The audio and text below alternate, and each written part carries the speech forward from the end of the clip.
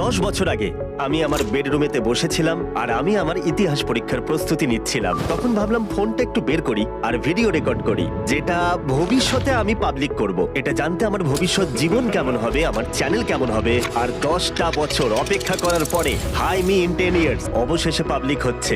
আর আমি ওই ভিডিওটারই রিয়াকশন দেব যেটা এখন তোমরা দেখতে চলেছো। তাই চলো শুরু করি। হাই, আমি 10 বছর পর হাই, আমি ভেবেছি এই ভিডিওটা আমি আপলোড করব Wow. এখন থেকে 10 বছর পরে। আর তাই আপনারা এই ভিডিওটা দেখতে পাবেন 2025-এ। ও মাই আর গড। এখন 2015 সাল। ও এটা তো দারুণ। দেখো আমি কিরকম দেখতে ছিলাম তখন, পার্থক্যটা দেখো একবার। আমার তখন কোনো দাড়ি ছিল না, কোনো গোঁফ ছিল না। যদি আমি মরে যাই তো কি হবে?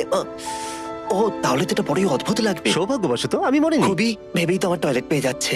যাই হোক, চলো দেখা যাক যে যদি আমার মিলিয়ন সাবস্ক্রাইবার না হয় যখন আপনারা ভিডিওটা দেখছেন, তাহলে আমি ভাববো আমার জীবন শেষ হয়ে গেছে। বলতে গেলে আমার কাছে প্রচুর চ্যানেল আছে যার সাবস্ক্রাইবার মিলিয়ন, আর